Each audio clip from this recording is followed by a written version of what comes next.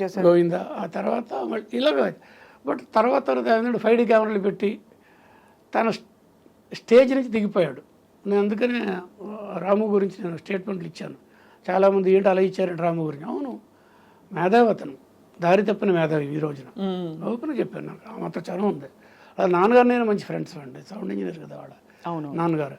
అయితే అతను 5Dలతో అదే సినిమాలు చేసి ఇంకోటి చేసి నేను ఎక్స్పెక్ట్ చేసింది ఏంటంటే రామ్ గోపాల్ వర్మ ఇండియా నుంచి వెళ్ళిపోయి ఒక హాలీవుడ్లో నైట్ కే శ్యామలన్ తెలుసుగా మీకు? అయ్యో తెలుసు. ఆ రేంజ్ దాటి ముందుకెళ్ళగలిగిన దమ్మున్న సిక్స్త్ సెన్స్, ఆ నైట్ కే శ్యామలన్ దాటుకుని ముందుకెళ్ళిపోయిన దమ్మున్న ఒక టెక్నీషియన్, విజనరీ, అంత గొప్ప మనిషి. కానీ ఎక్కడో పాకుడు రాళ్ళు ఏదో జరిగిపోయింది. ఆయన వేరే సినిమాలకు వెళ్ళిపోయాడు రకరకాలుగా. అప్పటికి రంగీలో గొప్పగా ఉంటుంది. సో మరి రామ్ గోపాల్ వర్మ గ్రేట్ టెక్నీషియన్, సమస్య లేదు.